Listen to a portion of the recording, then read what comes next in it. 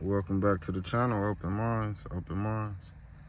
So we all know black people was way before 1492. We all know that, right? Some of us know that, but we ain't got the receipts. I came across this documentary that got all the receipts talking about black people being in the Americas for over 1,000 years before Columbus even got here. Saying Columbus didn't even get here. Like they say, he didn't get here. He was in the Bahamas and Haiti. He went to the Bahamas and Haiti first. He never even came to the mainland. Yeah, here got the story, man. So I need y'all to like, comment, subscribe to the channel, Open Minds, and hit them likes, man. Get them likes up, man. Them likes up, subscribe to the channel. They got the receipts.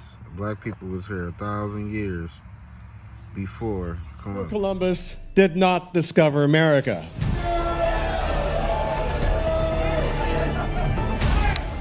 Exactly. I mean, never mind the question of like how you can discover a place where the inhabitants are watching you arrive from the shore. They weren't wearing pants. Is that what somebody said? I like that.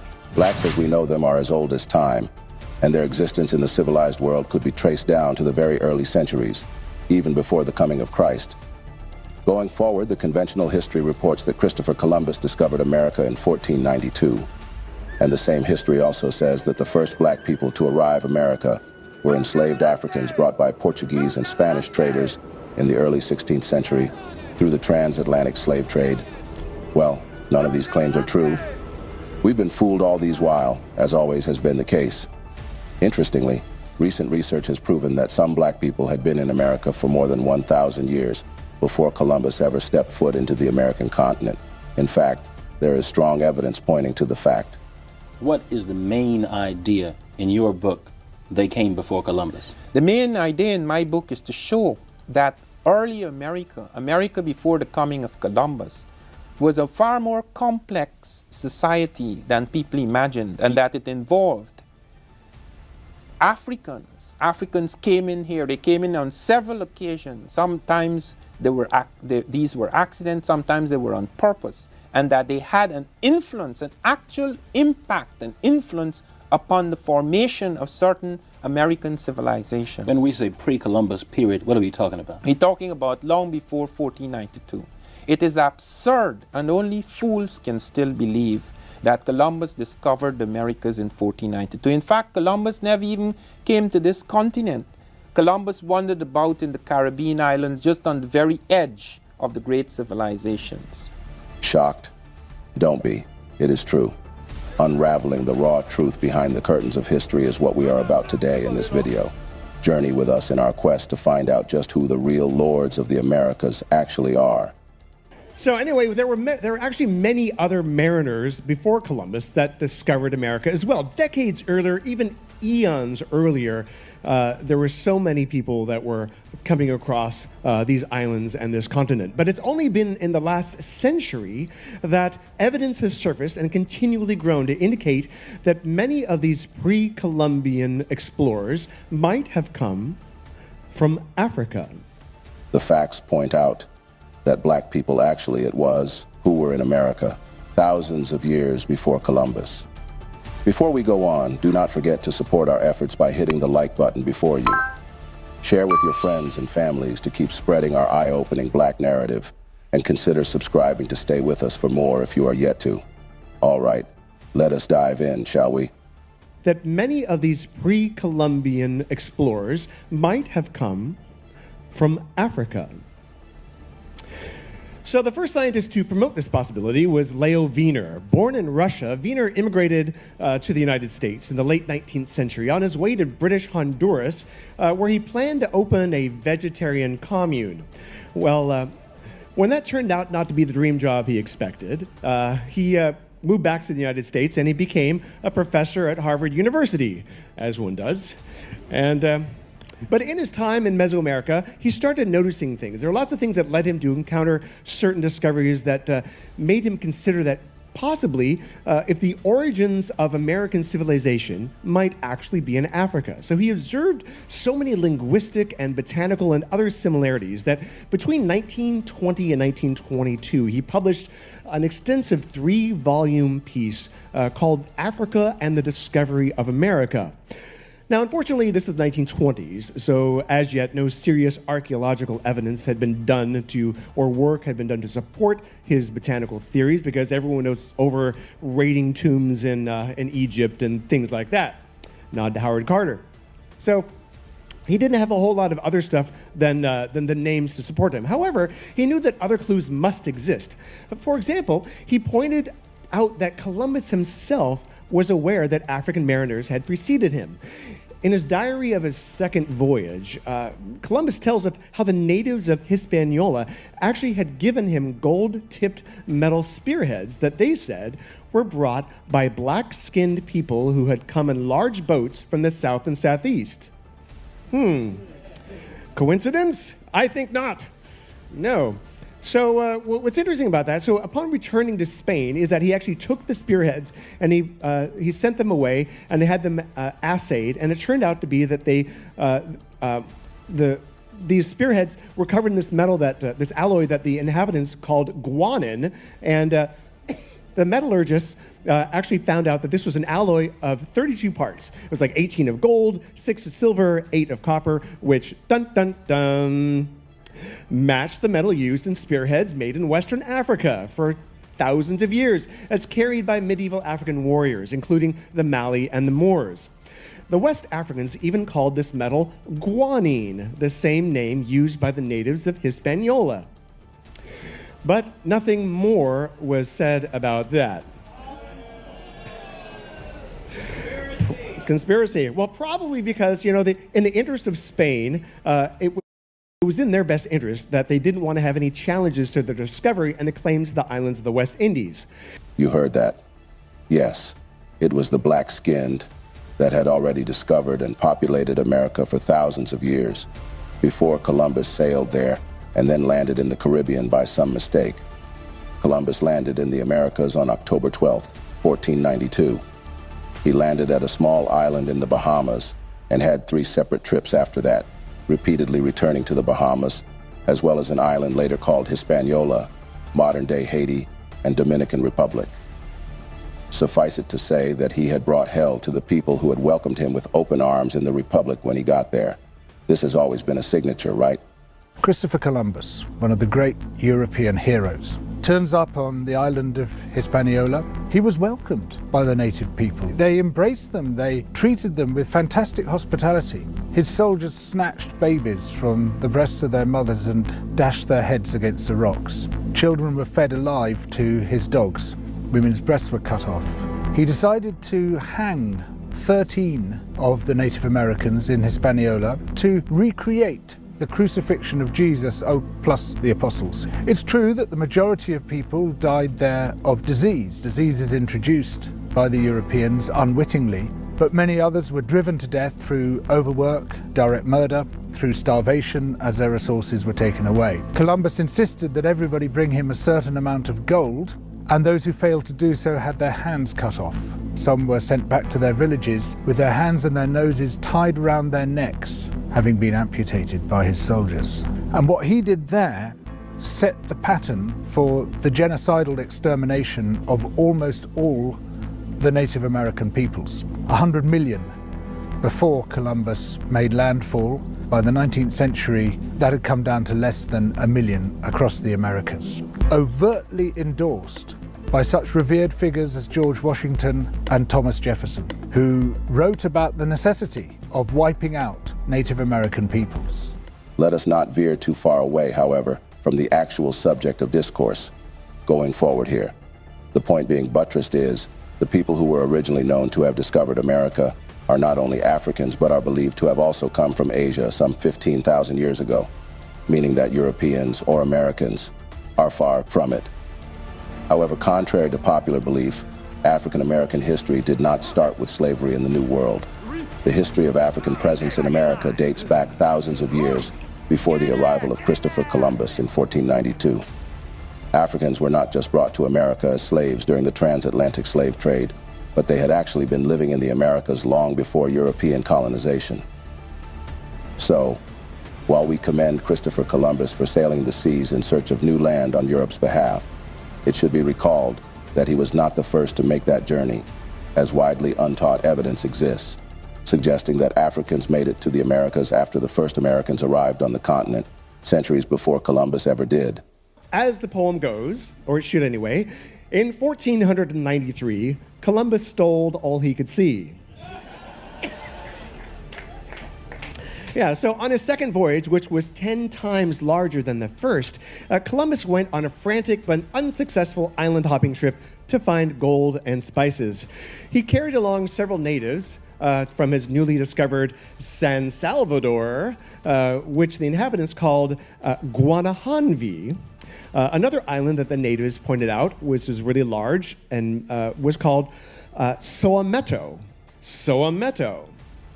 Now, Columbus continued going around whimsically renaming every island he could find, but Leo Wiener, being the curious person and the linguist that he was, and the etymologist, he couldn't help noticing that the origin of these many place names and botanical names in Mesoamerica actually sounded distinctly like other languages in Africa, particularly Bantu and even Arabic. In fact, there are several more overwhelming pieces of evidence showing that black history in the Americas did not start with slavery. For instance, what of the talk about certain plants found today in America and also in Africa?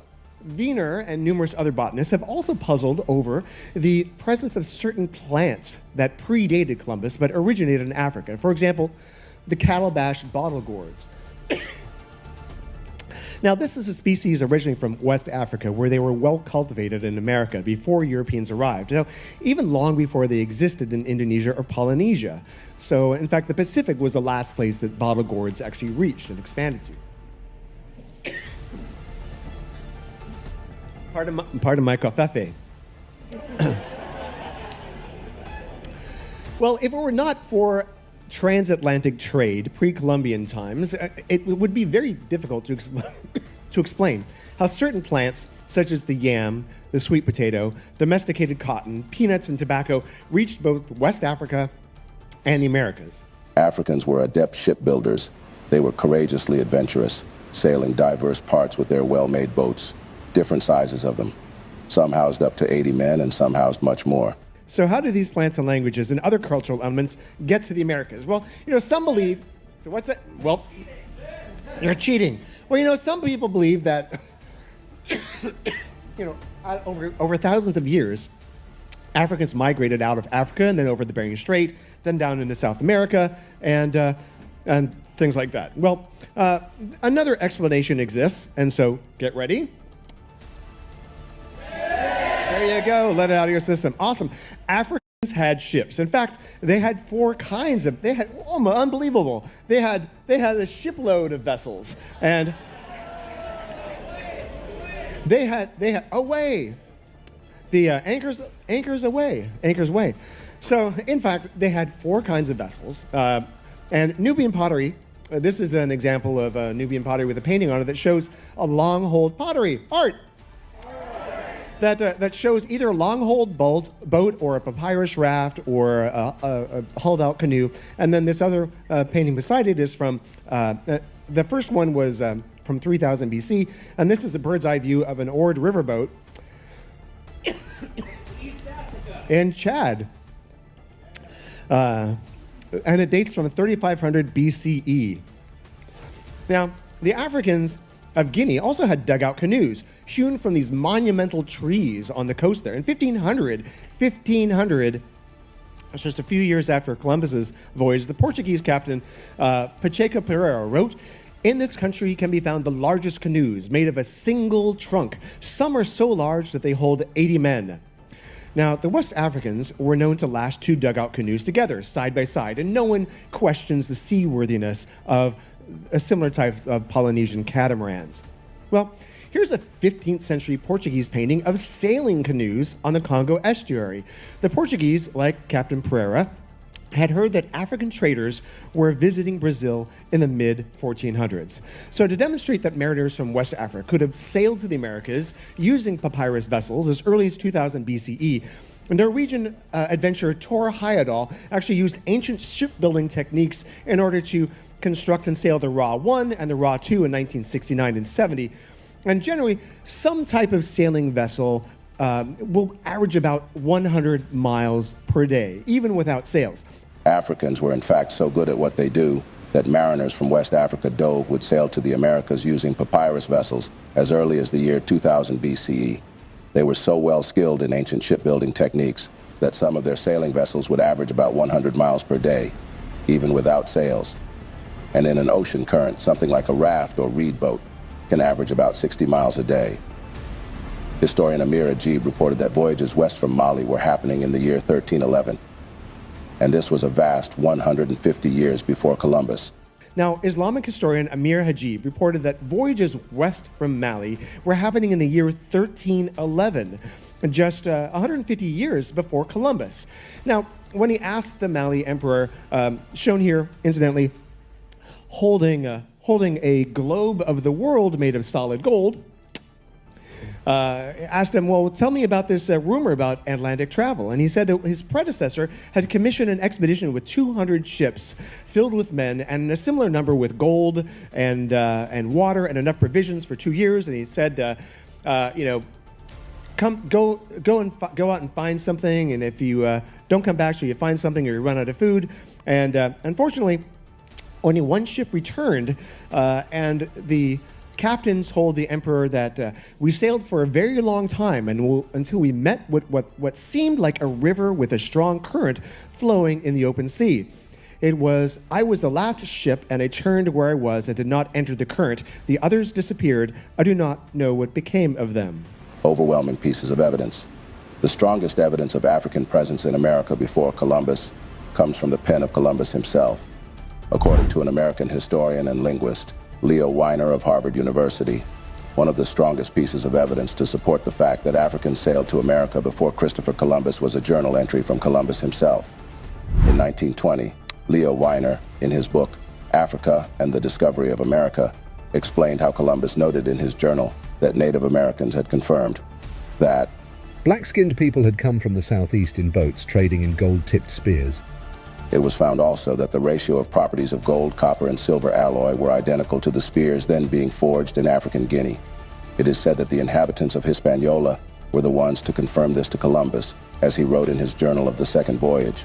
Other explorers like Vasco Núñez de Balboa, a Spanish explorer who was best known for crossing the Isthmus of Panama to the Pacific Ocean in 1513, also reported sighting black people off Panama. There were dark-skinned people in the Caribbean long before the Atlantic slave trade and long before the arrival of Columbus. But there are some historians that say Columbus was misinterpreted. He simply said there were people that painted their skins black, which might suggest that Native Americans were the ones with the painted faces he was referencing. One of the first documented instances of Africans sailing and settling in the Americas were black Egyptians, led by King Ramses III during the 19th dynasty in 1870-92 BC. In fact, in 445 BC, the Greek historian Herodotus wrote of the ancient Egyptian pharaohs' great seafaring and navigational skills.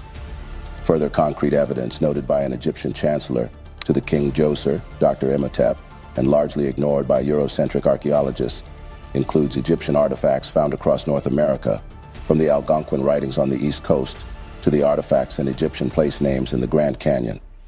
In 1311 AD, another major wave of African exploration to the New World was led by King Abubakar II, the ruler of the 14th century Mali Empire, which was larger than the Holy Roman Empire. The king sent out 200 ships of cloth and, crucially, African knowledge of astronomy, religion, and the arts. African explorers crossing the vast Atlantic waters in primitive boats may seem unlikely, or perhaps far-fetched to some. But such incredible nautical achievements are not as daunting as they seem, given that numerous successful modern attempts have illustrated that without an oar, rudder, or sail, ancient African boats, including the dugout, would certainly have been able to cross the vast ocean in a matter of weeks.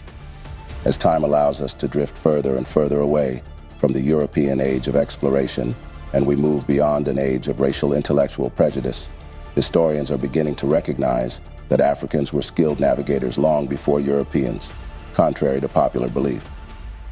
Of course, some Western historians continue to refute this fact because consciously or unconsciously, they are still hanging on to the 19th century notion that seafaring was a European monopoly.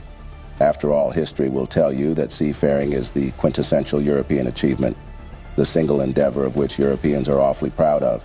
Seafaring allowed Europe to conquer the world. So the notion that black Africans braved the roaring waters of the Atlantic Ocean and beat Europeans to the New World threatens a historically white sense of ownership over the seas. Also, when most people think about ancient Mexico, the first civilizations that come to mind are the Incas, Aztecs, and the Maya. However, during the early 1940s, archaeologists uncovered a civilization known as the Olmecs of 1200 BCE, which predated any other advanced civilization in the Americas. The Olmec civilization was one of the most well-known examples of early African presence in America. The civilization, which was of African origin and dominated by Africans, was the first significant civilization in Mesoamerica and considered the mother culture of Mexico by many historians. This civilization existed between 1200 to 400 BCE in the areas that are known today as the states of Veracruz and Tabasco. One of the main things this civilization is known for is the gigantic stone head carving of their leaders. The carvings clearly depict African faces. This civilization was also responsible for introducing written language, arts, and mathematics to Mesoamerica civilization. The first of these gigantic stone heads were discovered by explorer Jose Melgar in Veracruz in 1862. He wrote, "What astonished me was the Ethiopic type which it represents. I reflected that there had undoubtedly been blacks in this country." At this point, the Olmec people were known for their advanced agricultural practices, monumental stone sculptures, and complex social structures.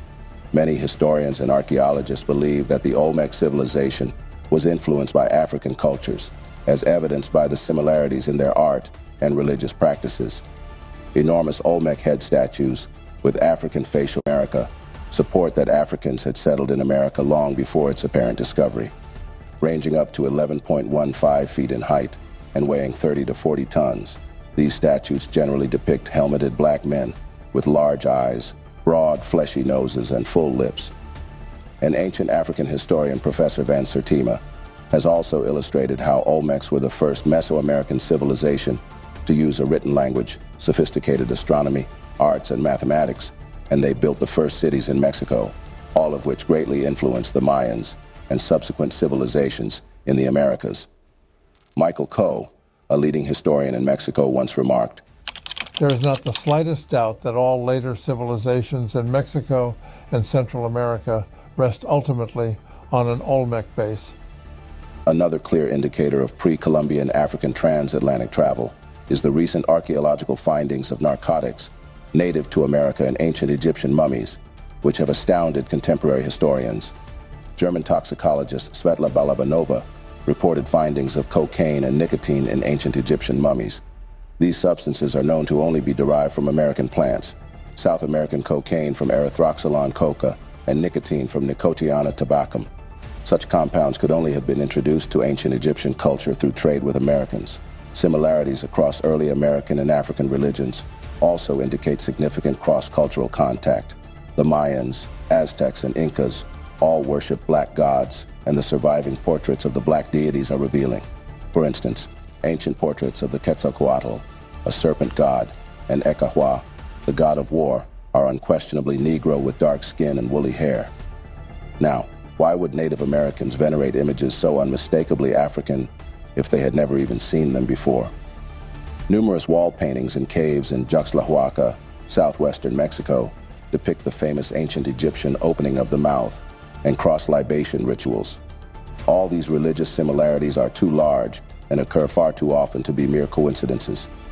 Professor Everett Borders, a U.S. innovator, notes another very important indication of African presence, which is the nature of early American pyramids. Egypt is famous for ancient pyramids, but the Americas actually have more pyramids than any other place in the world. But the Egyptian pyramids are much older and show signs of progress from the earliest pyramids built to the more sophisticated and enormous pyramids that are now famous. However, the pyramids found in Central America do not show the same level of progress. That suggests that whoever built the American pyramids had already mastered pyramid building by the time those pyramids were built, which points the finger to Africans who likely sailed over to the Americas with that knowledge and constructed them in America. The earliest known pyramid in the Americas is found in Tabasco, Mexico, and was built by the Olmecs, the same civilization known for the gigantic stone heads. Therefore, the great ancient civilizations of Egypt and West Africa traveled to the Americas, contributing immensely to early American civilization by importing the art of pyramid building, political systems, and religious practices, as well as mathematics, writing, and a sophisticated calendar. Furthermore, archaeologists have discovered ancient skulls and skeletons that they believe belong to people of African descent. In a 1975 publication by the New York Times, it is stated that a Smithsonian Institution team reported finding 2 Negro male skeletons in the U.S. Virgin Islands. The soil from the earth layers in which the skeletons were found was dated around 1250 AD. Polish professor Andrzej Wiercinski has also testified to the discovery of African skulls at Olmec sites. More ancient skeletons that archaeologists believe are Africans have also been discovered in other locations in Central and South America, further pointing to the fact that Africans had known America's soils way longer than we were made to believe. Most historians, archaeologists, anthropologists, and other scientists and scholars now know that Christopher Columbus didn't discover America. Not only were Native Americans present when he reached the New World, but also Chinese, Phoenicians, and Europeans, among others, had been sailing to the Americas thousands of years before Columbus ventured across the Atlantic. Adding to these facts is a recent book, The First Americans Were Africans, Documented Evidence, written by a brilliant African-American scholar, David Imhotep. Imhotep's thesis is by far the most revolutionary viewpoint ever published on this subject. Unlike his predecessors, he does not claim that Africans simply sailed to the Americas before Columbus and influenced the Native Americans who resided in the New World. No, he states instead that the Native Americans themselves were black Africans who first reached the New World at least 56,000 years ago. Dr. Imhotep shows that there were 2 major groups that populated ancient America. The first were black Africans who had begun sailing to the New World tens of thousands of years ago. They were short people who appeared to have been the ancestors of modern pygmies. According to Dr. Imhotep, the second group to reach the Americas in ancient times were the Mongolians, who first arrived about 3000 BC. They traveled from Asia across the Bering Strait down through Canada and into North America. There they met Africans who had preceded them. Some Mongolians mixed with the indigenous African, others conquered or exterminated the black people. The black and Mongolian mixture resulted in what we know today as the Red Indian, in other words, the Indian on the original American nickel. The Indian of our school textbooks and the Indian of Hollywood fame do not represent the original Native American. They were indeed early Americans, but descendants of indigenous Africans, that is, the first Americans and invading Mongolians. The earliest and most pervasive evidence of their presence are the strange structures called Native American mounds. Built by black Africans, these structures still survive in 41 states of North America. One such mound, the Cahokia of Illinois, is almost as large as the Great Pyramids of Egypt. Additionally, when you consider all the evidence so far mentioned, with the fact that ancient Africans were masters at shipbuilding, it is no brainer that they more than likely made it to the Americas from West and North Africa long before Columbus did. Shipbuilding and sailing have a history of over 20,000 years in the Sahara. There are cave wall paintings of ancient ships documenting this tradition. Ancient Egyptians were pioneers in shipbuilding. One example of this is the ancient Egyptian king Khufu's ship, which is a vessel that is 44 meters long and was buried at the foot of the Khufu's Great Pyramid in Giza. Around 2500 BC, Tai was discovered with its structure still intact in 1954. Furthermore, ancient transatlantic similarities in botany, religion, and pyramid building constitute but a fraction of the signs of African influence in ancient America. Historically, the African people have been exceptional explorers and purveyors of culture across the world. Throughout all of these travels, African explorers have not had a history of starting devastating wars on the people they met. The greatest threat towards Africa having a glorious future is her people's ignorance of Africa's glorious past. Pre-Columbian civilization in the Americas had its foundation built by Africans and developed by the ingenuity of Native Americans.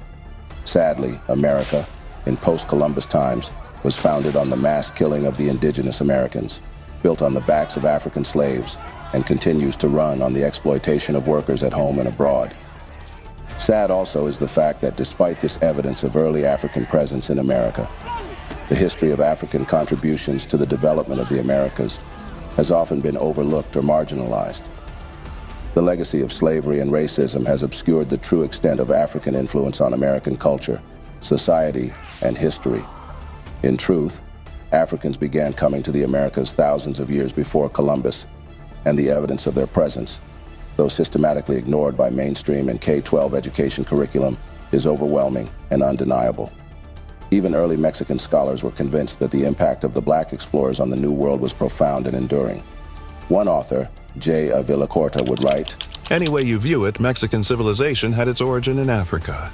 Indian scholar Rafiq Jairasboi would appear to have been right when he also wrote, "The black began his career in America not as slave, but as master." Clearly, Africans helped civilize America a great deal before Europeans discovered America, and well before Europeans claimed to have civilized Africa. The growing body of evidence is now becoming simply too loud to ignore.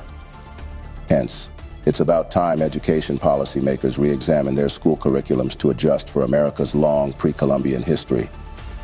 To close this, the history of blacks in America extends far beyond the arrival of Columbus in 1492. Glaring evidence suggests that African people were present in the Americas thousands of years before European colonization, challenging traditional narratives of American history. By acknowledging and exploring this rich and complex history, we can gain a deeper understanding of the diverse and interconnected roots of American society. It is crucial to continue researching and sharing these untold stories to honor the contributions and resilience of black communities throughout history. That brings us to the end of yet another interesting video segment. And if you enjoyed it, then you may kindly support our works by hitting that thumb button in front of you. Share with your friends and families to keep spreading our eye-opening black narrative, and subscribe to stay with us all the way if you are yet to. Thank you for watching, and see you in the next video. If you like Open Minds content, remember to hit that like button, hit that subscribe button. We talk about these type of topics all the time. Come join the fam, come be a part of the group. Open Minds, till next time.